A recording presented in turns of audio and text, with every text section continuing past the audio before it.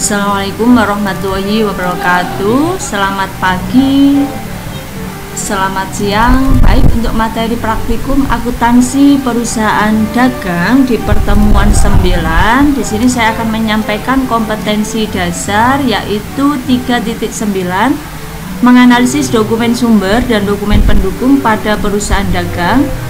4.9, melakukan pengecekan dokumen sumber dan dokumen pendukung pada perusahaan dagang. Nah, tujuan pembelajarannya yaitu siswa diharapkan akan mampu mengumpulkan dokumen sumber dan dokumen pendukung pada perusahaan dagang dengan benar, mampu mengaitkan dokumen sumber dan dokumen pendukung pada perusahaan dagang dengan benar, menyimpulkan dokumen sumber dan dokumen pendukung pada perusahaan dagang dengan benar, melakukan pengecekan dokumen sumber dan dokumen pendukung pada perusahaan dengan benar. Nah,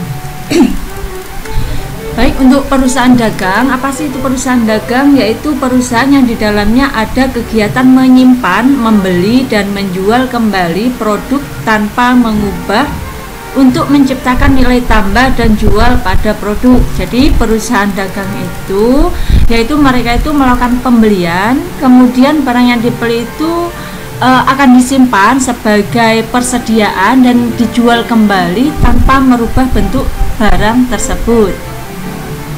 Tujuannya itu untuk menciptakan nilai tambah dari barang tersebut. Jadi perusahaan dagang itu tidak merubah barang yang mereka beli, menjual kembali dengan tujuan untuk memperoleh keuntungan atau menciptakan nilai tambah dari harga barang tersebut. Untuk siklus akuntansi perusahaan dagang itu sebenarnya sama dengan perusahaan jasa, yaitu yang pertama menyiapkan dokumen transaksi. Jadi setelah adanya transaksi kemudian didukung dengan adanya bukti transaksi. Dari bukti transaksi itu akan dicatat ke dalam jurnal. Dari jurnal akan diposting ke dalam buku besar. Selanjutnya pengikhtisaran transaksi yaitu akan ditulis ke dalam neraca saldo. Setelah itu akan dibuat jurnal penyesuaian untuk akun-akun yang perlu disesuaikan. Dari penyesuaian itu akan disusun lagi yaitu neraca saldo setelah disesuaikan atau disingkat NSSD. Dari neraca saldo setelah disesuaikan ini kita akan menyusun laporan keuangan, dan untuk mempermudah penyusunan laporan keuangan ini biasanya kita membuat alat bantu yaitu worksheet atau neraca lajur. Untuk laporan keuangan ini yaitu macam-macamnya, ada laporan laba rugi, perubahan modal, neraca, dan arus kas. Oke, kita pahami apa itu dokumen atau formulir. Jadi dokumen di sini dibedakan menjadi dua, yaitu dokumen sumber dan dokumen pendukung.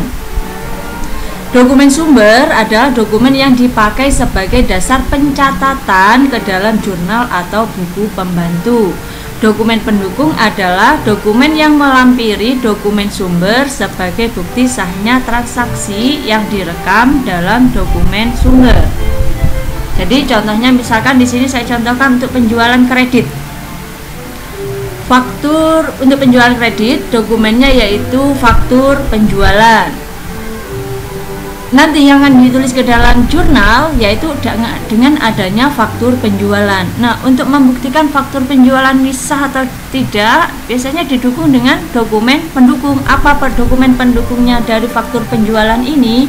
Yaitu bisa jadi yaitu sebelumnya terjadi surat order pengiriman atau laporan pengiriman barang surat muat. Jadi ini sebagai lampirannya dari dokumen sumber. Nah, untuk mengelola bukti transaksi, yang pertama kita harus menyiapkan bukti transaksi keuangan terlebih dahulu. Setelah bukti transaksi tersedia, kita akan menganalisis apakah bukti transaksi ini masuk ke dalam kas masuk atau kas keluar atau yang lainnya. Kita analisis terlebih dahulu.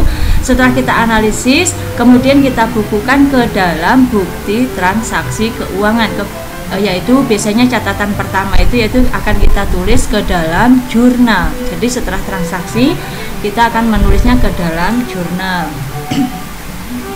Transaksi keuangan, apakah itu? Yaitu kejadian-kejadian dalam perusahaan yang bersifat finansial yang harus diproses mulai dari pencatatan transaksi yang mengakibatkan perubahan aktiva, kewajiban, dan ekuitas yang berhubungan dengan pihak luar.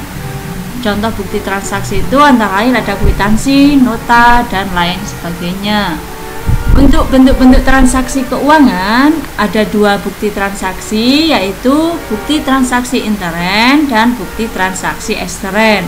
Bukti transaksi intern ini bukti yang transaksi yang diperoleh dari dalam perusahaan dan digunakan juga untuk di dalam perusahaan tersebut. Contohnya bukti memorial antar bagian. Yang kedua, bukti transaksi ekstern itu yaitu bukti transaksi yang diperoleh dari pihak luar perusahaan. Contohnya kwitansi, nota kontan, dan lain sebagainya. Oke, terima kasih untuk pertemuan ke-9.